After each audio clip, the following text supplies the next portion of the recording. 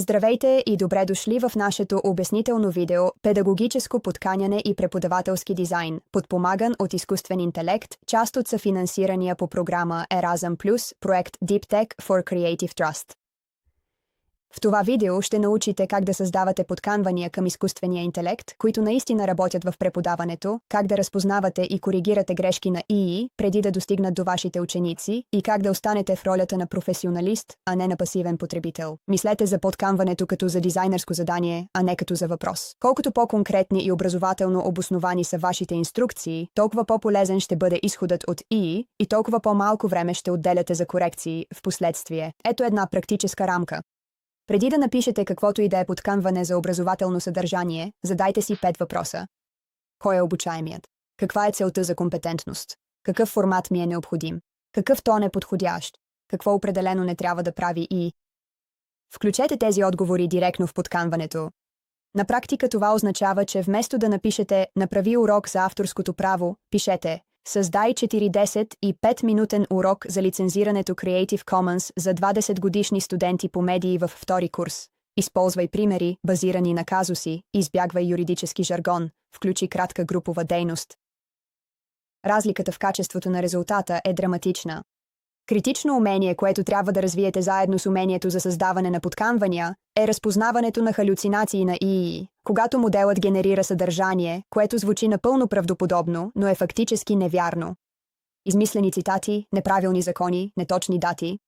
Винаги проверявайте конкретни твърдения и източници, преди да използвате резултатите от ИИ с студенти. Третирайте всеки чернови вариант от ИИ като първа версия от ентусиазиран стажант, пълен с енергия, но нуждаещ се от редакция.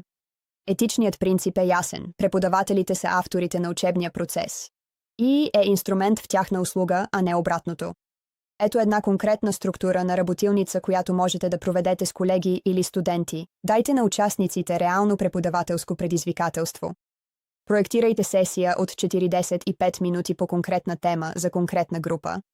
Те трябва да използват ИИ, но всяко решение трябва да е обмислено, а всеки резултат – критично оценен.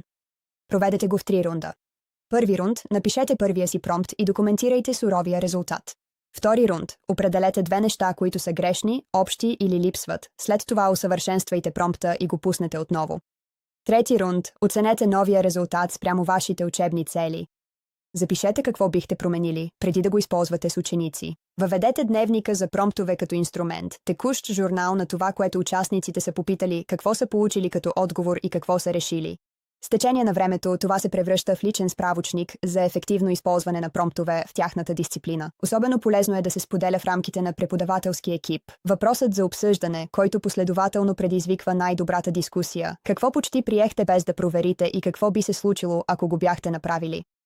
Този момент на почти допусната грешка е мястото, където се случва най-дълбокото професионално учене. Завършете сесията с класов договор. Кои задачи, свързани с изкуствения интелект, са подходящи за делегиране в този учебен контекст и кои решения винаги ще изискват човешка професионална преценка? Писменото формулиране променя начина, по който хората се държат. Основният извод е, че качеството на вашия AI резултат зависи почти изцяло от качеството на вашия промпт. Промптирането е умение, което може да се преподава и усвоява професионално и вече е част от това, което означава да бъдеш компетентен преподавател. Практически съвет за тази седмица. Изберете един предстоящ урок и опитайте да го проектирате с помощта на изкуствен интелект. Направете 3 итерации на промпта, документирайте всяка една и разсъждавайте върху това какво сте трябвало да добавите, коригирате или напълно пренапишете. Това разсъждение е самото учене. Най-доброто преподаване с подкрепата на изкуствен интелект не изглежда като автоматизация. Той изглежда като опитен професионалист, който използва много бърз изследователски асистент и след това взема всички крайни решения сам. Благодаря ви за вниманието.